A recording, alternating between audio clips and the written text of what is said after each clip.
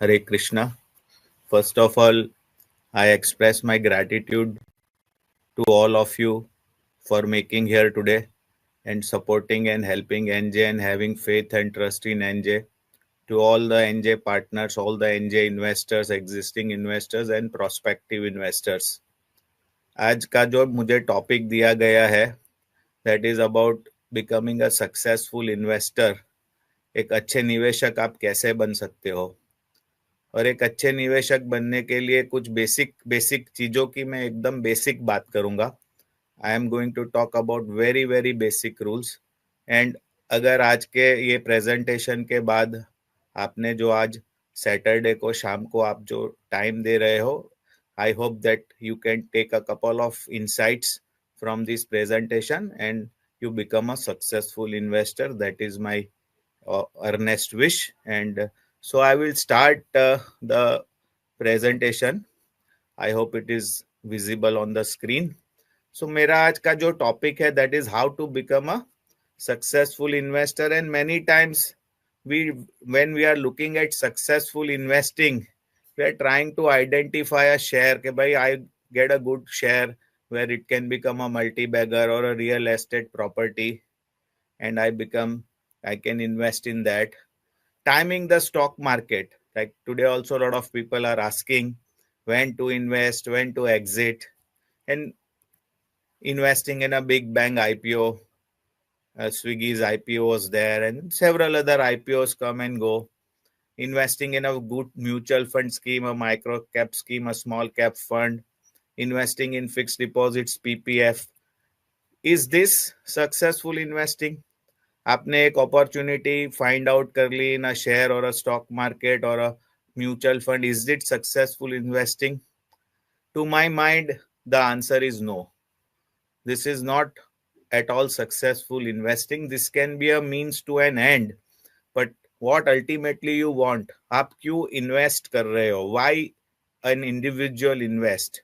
Basic चीज अगर हम सोचेंगे, then what is successful investing? So successful investing is to achieve one's financial goals. पैसे का हम क्या करेंगे, कोई भी रिटर्न आया उसका हम क्या करेंगे? अल्टीमेटली हमारे जो जीवन का ऑब्जेक्टिव है, जो पर्पस है, to achieve financial goals. And what can be the financial goals? Largely a worry free retirement. When you retire, you don't have to work after retirement at your wish. If you want to continue to work at your wish, but there should not be any financial constraint to work, or you are not dependent on anyone. किसी के ऊपर आप बोझा नहीं बनोगे. So that is a very very important thing, that you need to create a corpus. And let me tell you, very very few people are able to create such a corpus at the time of retirement. Second is के भाई everyone intends के भाई उनके जो बच्चे हैं उनको best education मिले.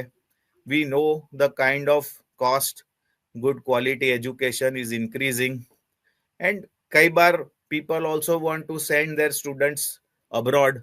उनके बच्चों को अब्रॉड भेजना है, not students, the kids abroad. So उसके लिए भी पैसे इकट्ठा करना जरूरी है. One should plan in such a way that whether the kid is interested in going abroad or not, but you should not have any financial constraint in sending him.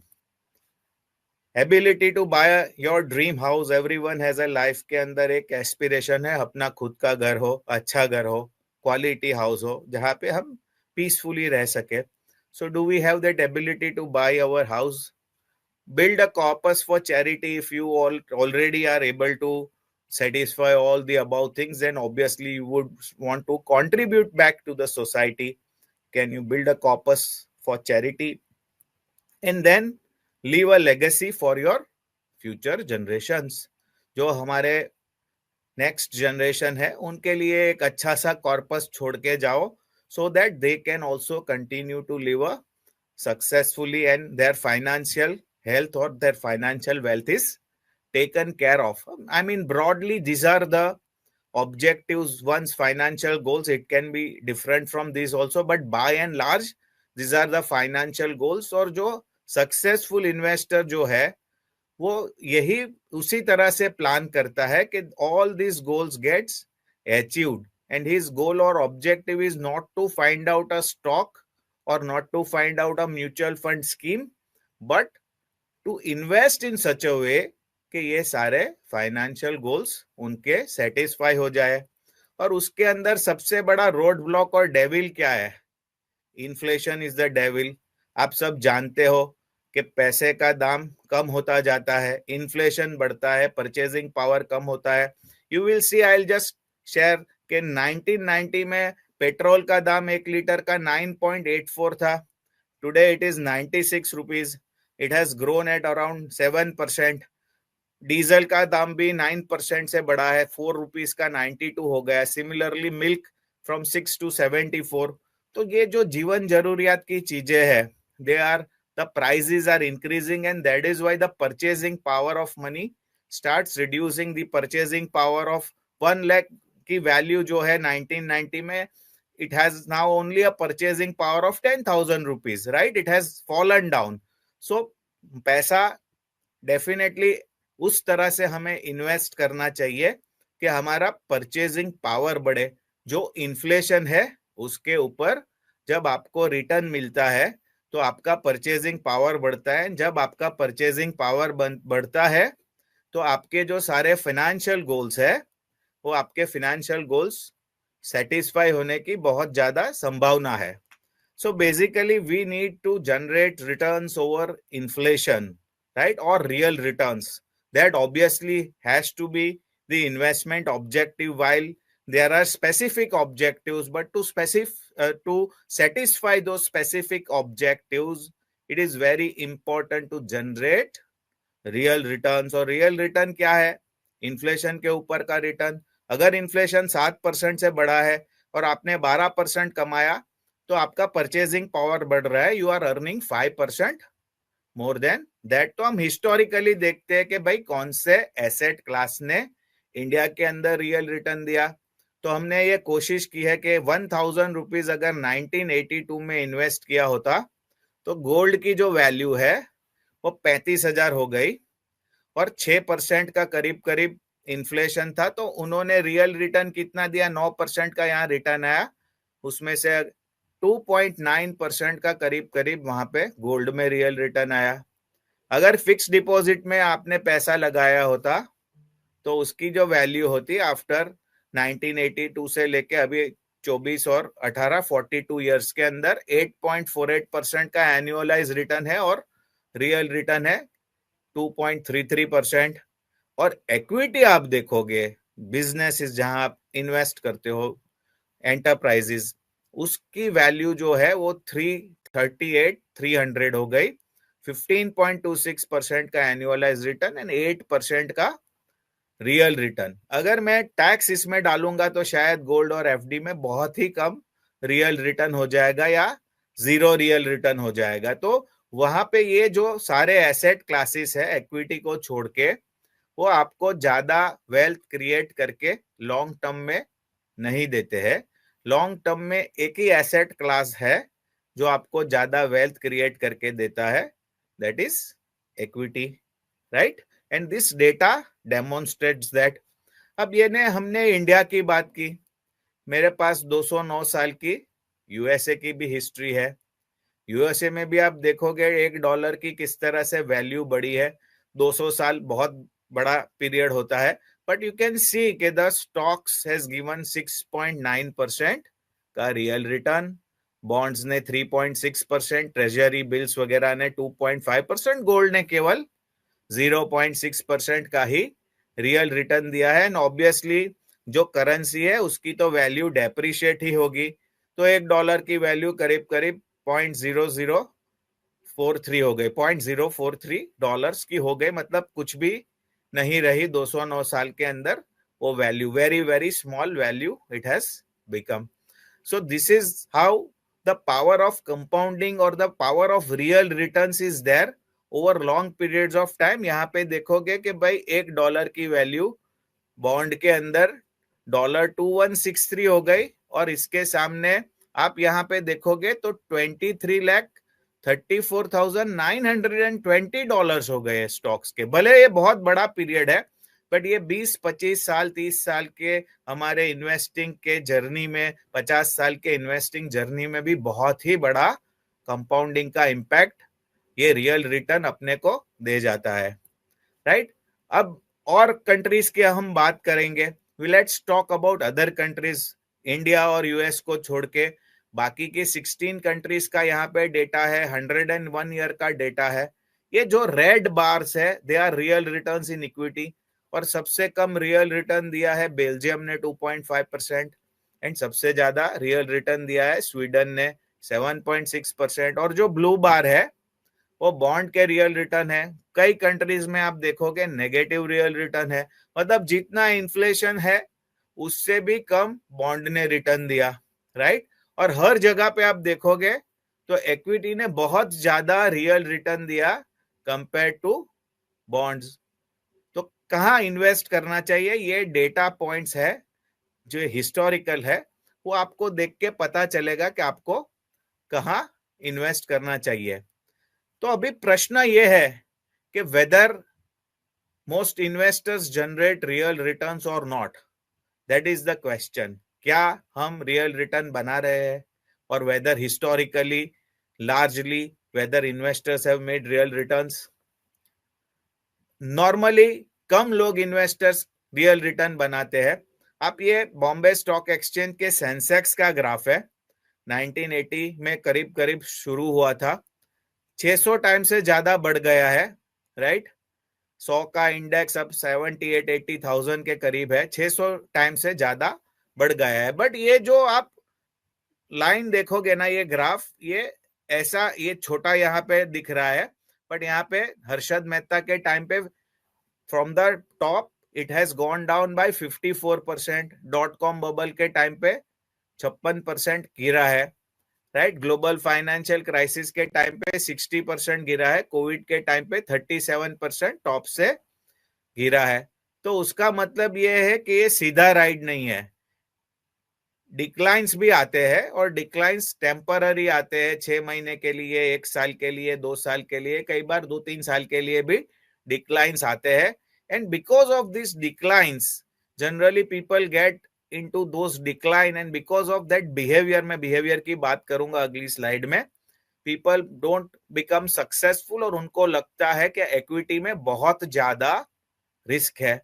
इसीलिए equity में बहुत ज्यादा रिस्क लगता है, क्योंकि normally अगर आपने देखा होगा तो मेजोरिटी लोग जब मार्केट बहुत तेज बढ़ने लगता है तभी पैसा लगाते हैं। जैसे कि हर्षद मेहता के टाइम पे 1992 में बहुत पैसा लोगों ने लगाया, .com पे टाइम पे 2000 में बहुत पैसा लगाया, 2008 में बहुत पैसा लगाया, उसके भी डेटा स्टेटिस्टिक्स है।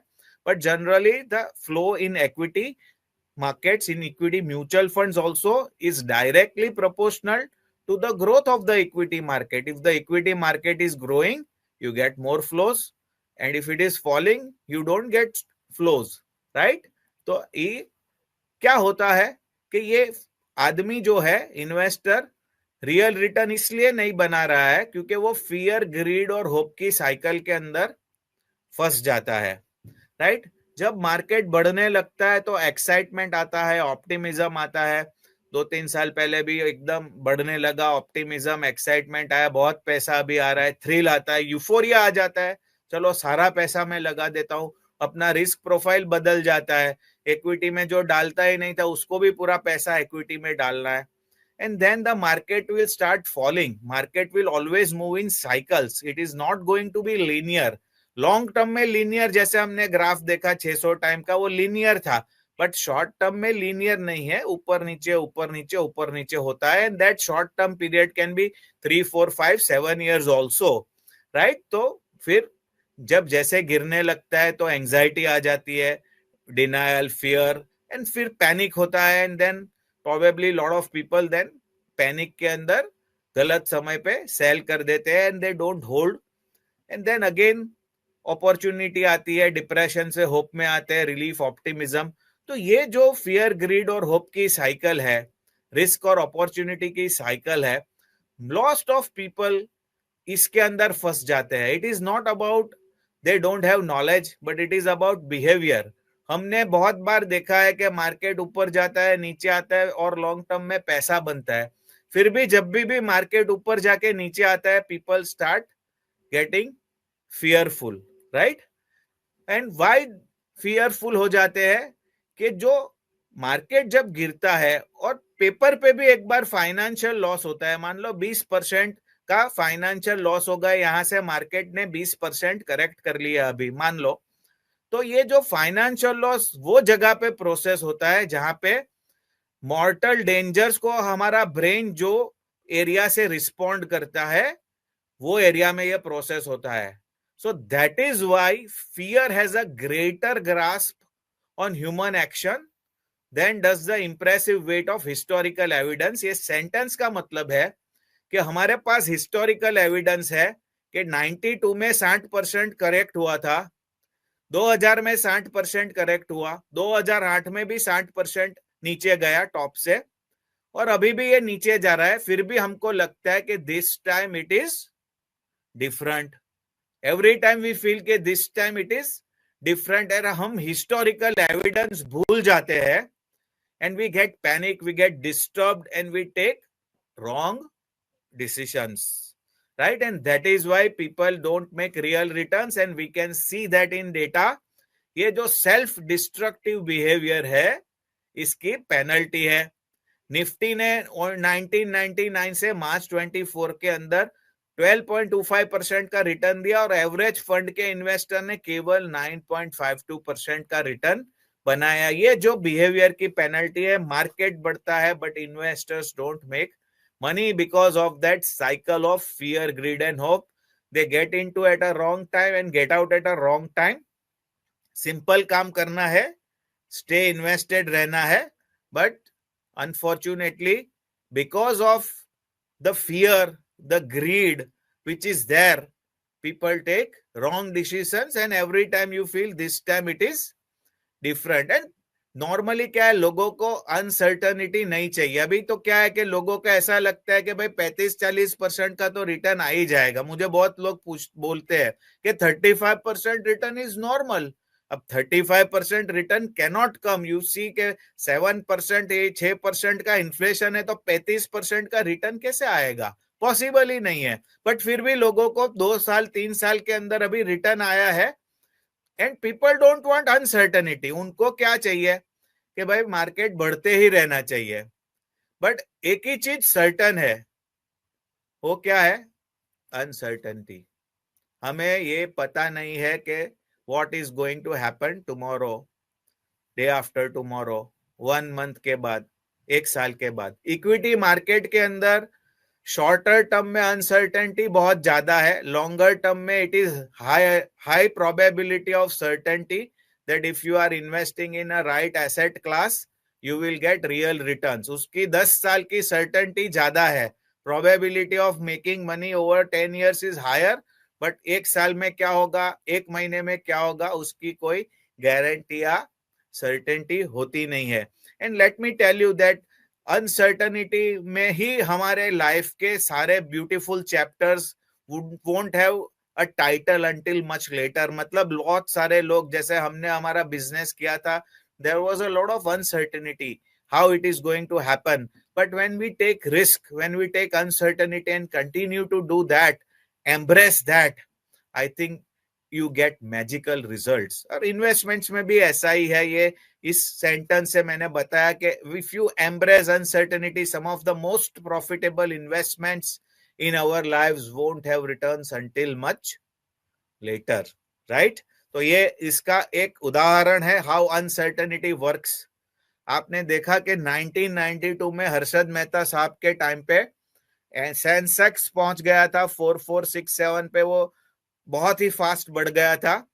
It corrected 54%, right?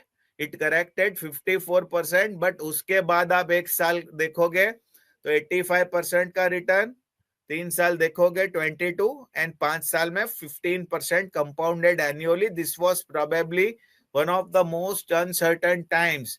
जब यूफोरिया था, सर बहुत सब कर्नाटका बॉल बेरिंग में विजिट करते थे, कर्नाटका बॉल बेरिंग के स्टॉक में सर्किट लग जाती थी, ऐसा माहौल हो गया था। And then lot of fear, इतना डर के सब लोग ने सब कुछ बेच दिया। Same thing happened, take boom हो गया था, Y2K, सारे डॉट कॉम्स के अंदर बबल था 2000 के अंदर। Again it corrected 56%, unrealistic expectation, and after that a lot of fear. But if you had hold that, यहाँ पे भी अगर आपने इन्वेस्ट कर लिया होता, यहाँ पे भी आपने इन्वेस्ट कर लिया होता, and if you had hold for 3 years 5 years, you can just see what kind of returns it would have generated. Same thing, global financial crisis में 20,000 इंडेक्स हैज बिकम 8160। आप सोचिए 20,000 2008 के इंडेक्स पे, 20,000 के इंडेक्स पे आपने पैसा लगाया होता और अभी भी होल्ड किया होता तो आज भी 4 गुना आपका पैसा बना है, उस पर डिविडेंड्स मिले होंगे वो अलग। So every time this happens. Covid के टाइम पे भी ये हुआ, 37% मार्केट हैड फॉलन।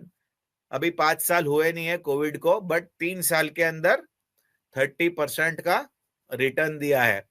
तो I can only tell you के if you want to play a game, आप ऐसा कीजिए कि 10 साल पहले की आपकी बर्थडे के दिन 1 लाख रुपया आपने सेंसेक्स में इन्वेस्ट किया है, या मोस्ट ऑफ द, या कोई भी म्यूचुअल फंड की इक्विटी स्कीम में इन्वेस्ट किया है, कोई भी स्कीम आप ले लो। You can ask your kid के एक स्कीम के ऊपर हाथ लगा दे, या आप सेंसेक्स में उसको 1 लाख रुपया आपने इन्वेस्ट किया आपके बर्थडे के दिन 10 साल पहले, एंड आज की उसकी वैल्यू ले लो। और कोई भी 10 साल का आप पीरियड ले सकते हो। मे बी आपने 2008 में आपको लगा कि भाई मार्केट फॉल हो गया था, वो टाइम से भी आप 10 साल का पीरियड ले लो, and just check what kind of return one would have made, right. So मेरा कहने का जो यहाँ पॉइंट है कि अनसर्टेनिटी है, इसीलिए अपॉर्चुनिटी है, एंड अनसर्टेनिटी वर्क्स, राइट। तो it is the time that matters and not the market timing. जितना आप समय दोगे, राइट। मुझे कोई पूछता है कि भाई what is the definition of long term, तो definition of long term is not absolute, definition of long term is relative. 7 years is longer than 6 years, and 8 years is longer than 7 years, and 10 years is longer than 8 years. और आपका tenure, आपका horizon 10 साल का है, 20 साल का है, 25 साल का है, 30 साल का है, 40 साल का अगर आपका टेन्योर है, तो you will create humongous wealth. Warren Buffett साहब का 50 साल के टेनोर में उनका जो 80% वेल्थ बना वो लास्ट 10 साल के अंदर बना। He is one of the largest investors, he never sold, right. He bought quality businesses and hold, उन्होंने होल्ड किए and created phenomenal wealth, one of the richest investors. उनसे हमें सीखना है कि it is the time that matters and not the market timing. हमको तो timing करना है कि अभी जियोपॉलिटिकल सिचुएशन, अपूर्व भाई बता रहे थे क्या हो रहा है, राइट। रशिया यूक्रेन के बीच में क्या हो रहा है, अभी डोनाल्ड ट्रम्प साहब आ गए यूएस में, तो क्या होगा। अरे ये तो सारा होता ही रहा है, फिर भी 200 साल के अंदर स्टॉक्स ने रियल रिटर्न दिए है। यूएस की हिस्ट्री बता रही है, इंडिया की हिस्ट्री बता रही है, सारी दुनिया के कंट्रीज की हिस्ट्री बता रही है कि लॉन्ग टर्म के अंदर इक्विटी रियल रिटर्न देता है। और इक्विटी रियल रिटर्न नहीं देगा तो how is your debt safe. अगर आपने बैंक के अंदर एफडी की है तो बैंक एफडी का पैसा तभी दे पाएगा if the bank is earning more than the FD returns. It is lending to consumers, it is lending to businesses, and if they don't pay that back, your bank money is not safe, right? It is simple, but linear नहीं है, उसमें हमें पता नहीं है कि कब return आएगा, कौन से साल में आएगा, कौन से मंथ में आएगा। लॉन्ग टर्म में जरूर आएगा, बट कौन से मंथ में आएगा या कौन से साल में आएगा वो बताना बहुत मुश्किल है। हमारा भी अगर टेन्योर लॉन्ग टर्म है then you don't need to worry. तो सिंपल एक मंत्रा मैं आपको बताऊंगा ऑफ वेल्थ बिल्डिंग, ये 7th स्टैंडर्ड का एरिथमेटिक है, कंपाउंड इंटरेस्ट का फॉर्मूला है, A is equal to P into 1 plus R to the power of N। तो मेरा जो A है वो वेल्थ हो गया, प्रिंसिपल जो है वो सेविंग्स हो गया। सो मैं जितना ज्यादा सेविंग्स करूंगा उतनी ज्यादा वेल्थ बनेगी। Wealth is directly proportional to saving. IPhone 16 की जगह पे छोटा वाला आईफोन में भी उतने ही फीचर्स है और उतना पैसा आप सेव करोगे तो you can just imagine what your wealth can be after 20 years और 30 इयर्स. वो तो आपने वैसे भी अदरवाइज कंज्यूम कर दिया है, right. R is the right asset class. जैसे हमने रियल रिटर्न्स देखे इक्विटी, गोल्ड और बॉन्ड्स में, एफडीज में. अगर आपने इक्विटी में डाला है तो you get a compounding impact. R आपको मिलेगा हायर रिटर्न. जितना हायर रिटर्न उतनी ज्यादा वेल्थ. एंड सबसे जो अमेजिंग है, एक्सपोनेंट है, एक्सपोनेंट, विस्फोटक, that is N. That is the number of years. The earlier you start the more you create wealth. If this number goes to 10 साल का 20 साल हो जाता है, 20 का 30 होता है और 30 का 40 होता है, तो इसका पावर अमेजिंग है. You can open your calculator, your Google sheet, Excel, उसमें आप कैलकुलेट कर सकते हो. ये सिंपल फॉर्मूला 1000 10 साल के बाद क्या होगा, 15% पे 20 साल के बाद क्या होगा और 40 साल के बाद क्या होगा. It is immense wealth one can create, and that is why to start early is extremely important to create wealth, and all your financial dreams can get satisfied. So simple क्या है, start early and invest for long term. Invest regularly through an SIP. Regular नहीं है तो आप lump sum भी कर सकते हो. And invest in the right asset class.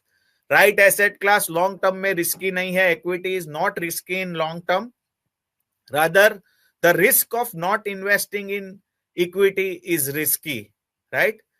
It is higher, riskier not to take risk for creating long-term wealth and satisfying all your dreams and aspirations and your need. So I'm going ahead. ये एक SIP का calculator बनाया है. एक simple example है कि भाई SIP की ब्यूटी क्या है. अब आपको मैं ब्यूटी बताता हूं कि मान लो किसी ने 1000 रुपए की SIP की. सबको पता है SIP मतलब हर मंथ हम एक फिक्स्ड अमाउंट डालते हैं. ये भाई ने SIP 1000 रुपीज का इन्वेस्टमेंट किया. तो पहले मंथ में NAV थी 10 रुपये. तो 10 में क्या यूनिट्स मिले, 100 यूनिट्स. सेकेंड मंथ में 9 रुपीज हो गई.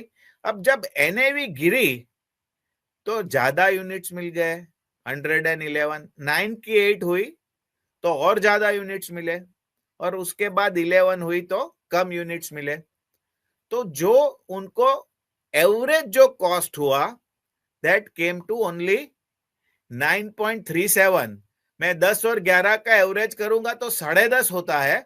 उसकी जगह पे ये जो एवरेज जो हो गई, that average is lower than the actual average. If I make a actual average, उससे ये लोअर है. बिकॉज जब मार्केट की NAV गिरती है you are getting more number of units, और लॉन्ग टर्म में तो मार्केट ऊपर ही जाता है, जो हमने यहाँ पे विटनेस किया है, 1980 से विटनेस किया है. World wide we have witnessed. And if you continue to stay invested in an SIP for a very long period of time, your average cost will be low. Over long period of time market will work, it will give you real returns and you can compound your wealth, right?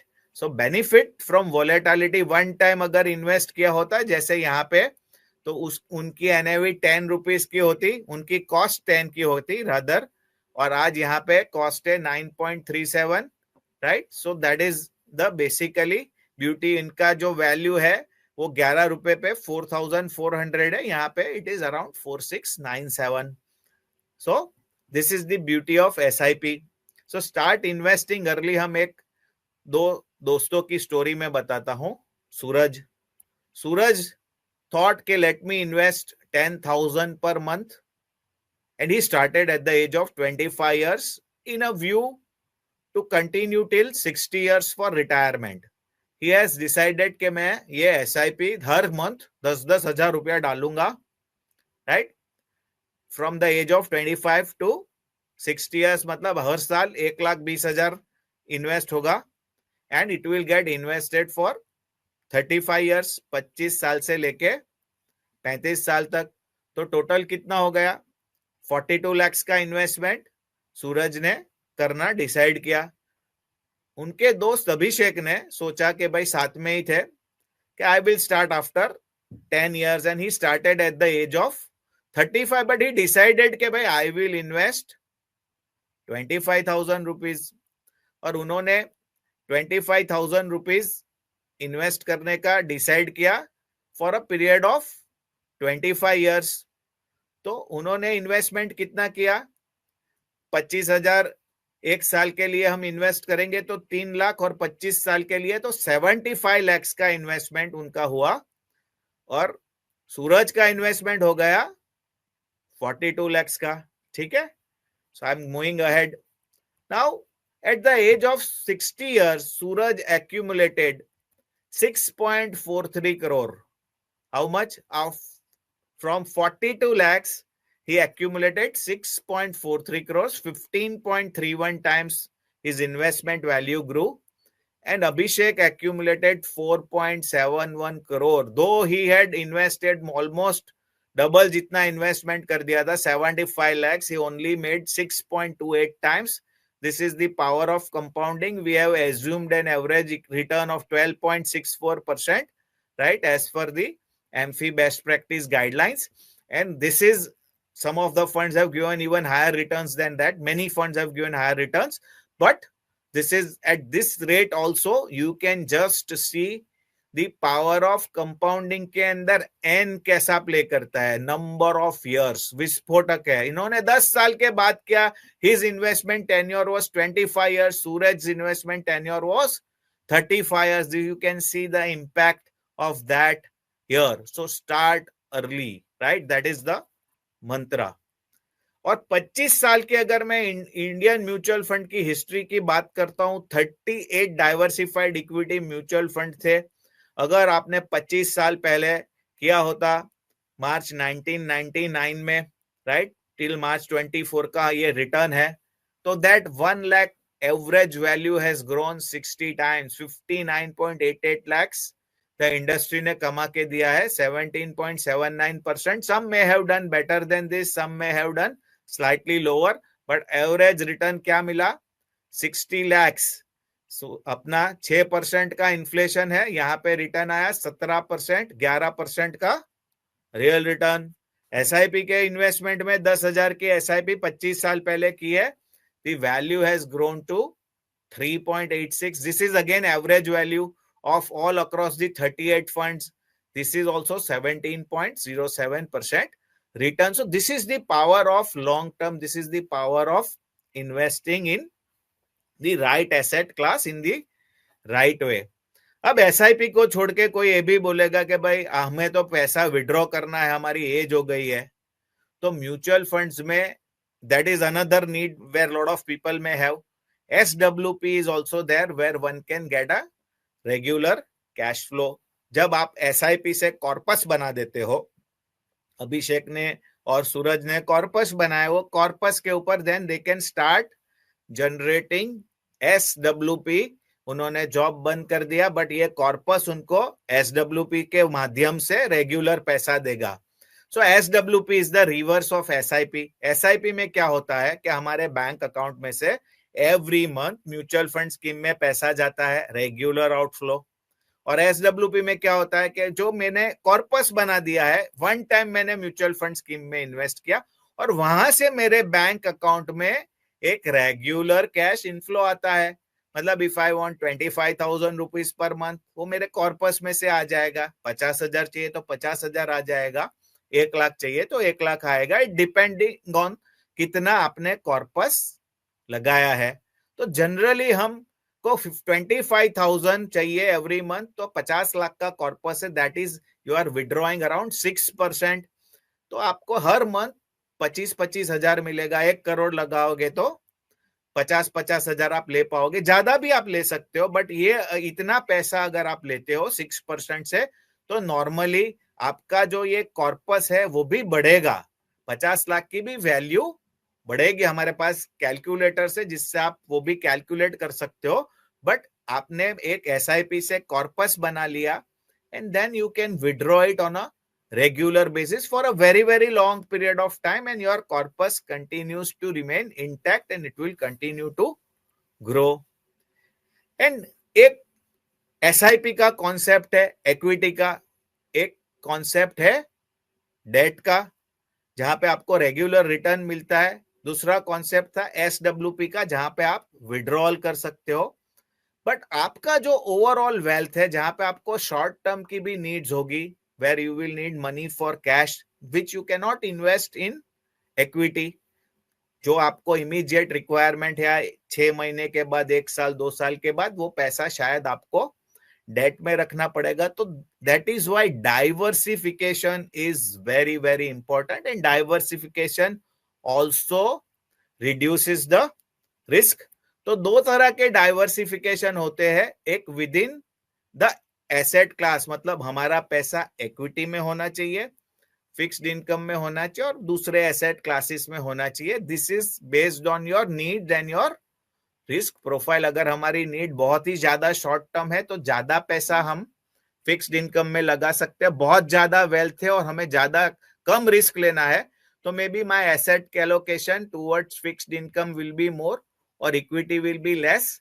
But मैं young हूं and I am ready to take risk and I have lot of aspirations, then I have to put more money in equity. Now ये equity, fixed income और other asset classes जैसे gold है, gold normally people invest as a hedge against risk. बहुत ही risky समय में gold is one asset class which gives you safety. तो आप इस तरह से एक एसेट एलोकेशन का रूल बना सकते हो और you can follow that and rebalance it on a regular basis, and that is the way in which you can get your desired result. अब दूसरा भी एक डाइवर्सिफिकेशन बहुत इंपॉर्टेंट है कि आप कोई भी एसेट क्लास में जब आप पैसा लगाते हो, जैसे आपने इक्विटी फंड में लगाया, तो वहां पे आपको डाइवर्सिफाई करना है बेस्ड ऑन स्टाइल. अगर सेम स्टाइल के अंदर आपने 3 या 4 या 5 फंड में पैसा लगाया है, then that is not the actual diversification, because सारे सिमिलर तरह के ही स्टॉक्स आपको मिलेंगे. सारे लार्ज कैप में लगाए तो वो सारे सिमिलर तरह का आपको मिलेगा. If you want an effective diversification, you should diversify based on style. और स्टाइल फंड मैनेजमेंट में, इक्विटी में स्टाइल क्या क्या होती है? एक्टिव है, जो कि एक फंड मैनेजर रिसर्च करता है, मार्केट में जाता है एंड वो पैसा लगाता है. He takes a call on those business के मैं कोलगेट में लगाऊं, बजाज ऑटो में लगाऊं, या हिंदुस्तान लीवर में लगाऊं, या इन्फोसिस में लगाऊं. दूसरा है पैसिव स्टाइल, जहां पे वो एक इंडेक्स बना है based on the market cap. जैसे कि निफ्टी में 50 कंपनी है based on the market cap, उसी के प्रपोर्शन में पैसा लगाते हैं. BSE 30 के में 30 कंपनीज है, तो उसी के प्रपोर्शन में पैसा लगाते हैं. तो निफ्टी ने जो रिटर्न दिया वो आपका रिटर्न आएगा, सेंसेक्स ने जो रिटर्न दिया वो आपका रिटर्न आएगा. Active investing will try to outperform passive investing because they do research, they go to good companies, they will try to find कि कौन सी कंपनी में ज्यादा ग्रोथ है. बट वहां पे क्या है कि एक फंड मैनेजर कॉल लेके इन्वेस्टमेंट करता है. और एक थर्ड हाइब्रिड कैटेगरी है जो रूल बेस्ड कैटेगरी है, which is a newly invented category, जहां पे एक रूल के माध्यम से इन्वेस्टमेंट होता है. The rule can be on quality, the rule can be on various factors. इसको फैक्टर बेस्ड इन्वेस्टिंग भी बोलते हैं, क्वांट इन्वेस्टिंग भी बोलते हैं, स्मार्ट बीटा भी बोलते हैं. तो वहां पे भी एक एक्टिव रिटर्न लाने की कोशिश है, पैसिव से ज्यादा रिटर्न. बट उसमें फंड मैनेजर कॉल नहीं लेता है. आपने एक सिस्टम बनाया है, आपने फंडामेंटल्स पे या टेक्निकल्स के ऊपर सिस्टम बना के उसमें से पोर्टफोलियो बनता है. और हमारी जो एनजे ग्रुप की जो एनजे एसेट मैनेजमेंट कंपनी है, एनजे म्यूचुअल फंड, वो ये रूल बेस्ड इन्वेस्टिंग की प्रैक्टिस फॉलो करती है. करेक्ट? तो मैं आज उसके बारे में ज्यादा बात नहीं करूंगा, बट बेसिकली जो आपका डाइवर्सिफिकेशन है वो ये स्टाइल्स के बेसिस पे इक्विटी के अंदर भी होना जरूरी है. तो ये एक एक्टिव और ट्रेडिशनल और रूल बेस के बीच का एक एग्जांपल है कि एक्टिव के अंदर जो पिज्जा मैन्युफैक्चरिंग है वो अल्टीमेटली काफी सारी चीजें प्री डिफाइंड है, बट अल्टीमेटली जो पिज्जा बनाता है, जो प्रिपेरर है, ही हैज सर्टन डिस्क्रिशन कि भाई मैं किस तरह से मिक्सिंग करूं, चीज ज्यादा डालूं, कैप्सिकम ज्यादा डालूं, क्या करूं. वाइल इन रूल बेस्ड सारी चीजें पहले से डिफाइंड है, मिक्सिंग, टेम्परेचर. तो ये सिंपल वे में I am just trying to explain you between traditional active investing and rule based active investing, right. So basically हमने काफी सारी चीजें देखी. लॉन्ग टर्म इक्विटी का पावर देखा to generate real returns. We saw about SWP also. We discussed about asset allocation based on your needs. So what is the golden rule of successful investing? And we talked about diversification within the asset class also. So equity obviously is very important. Equity का होना बहुत जरूरी है. Long term vision होना बहुत जरूरी है. And diversification across asset classes and even with in the asset class. दोनों डाइवर्सिफिकेशन जरूरी है. ये हमारा golden rule of successful investing है, अच्छे निवेशक बनने का सुवर्ण नियम, गोल्डन रूल, राइट. तो वॉरेन बफे साहब ने क्या बताया? He is the God father of investing. Investing is simple but not easy. जो मैंने आपको बात बताई वैसे लगती बहुत सिंपल है, लॉन्ग टर्म इक्विटी में डाल देना, भूल जाना, but it is very difficult. जब मार्केट गिरता है तो सब हम वापस भूल जाते हैं, पूरी हिस्ट्री भूल जाते हैं, right. So investing is simple but not easy and that is why people make pay penalty and they don't generate returns as per the market, और उनकी वेल्थ क्रिएट नहीं होती है. तो हमें अगर इसको इजी बनाना है आपके लिए, how to make investing success easy.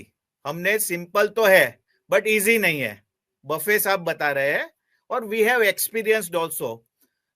But as NJ our aspiration is to make investing success not only simple but also easy. और उसके लिए क्या करना पड़ेगा? You have to finding the right mutual fund distributor. Warren Buffett साहब एक चीज बता रहे थे कि if you don't know jewellery, know the jeweller, right. So you have to find the right mutual fund distributor. I am taking a privilege कि I will say here, find the right NJ partner, या जो आपको partner ये session में लेके आया है, you to find such partner and get your friends also along with that partner. So who is the right mutual fund distributor?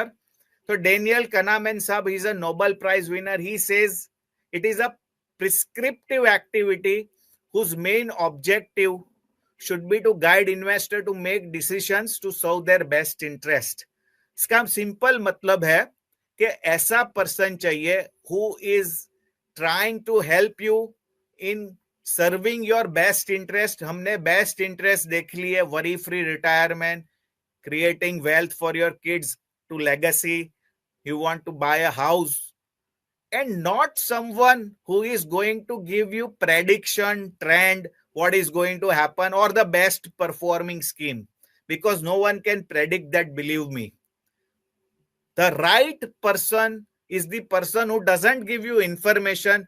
He is concerned about your goals and dreams. When the market is falling down, he is the one who will come and tell you, don't worry, this is again going to correct. That is the kind of person you need. Nick Murray, one of the best advisors in the world, has told that at the end of your investing lifetime, it won't matter what your funds did.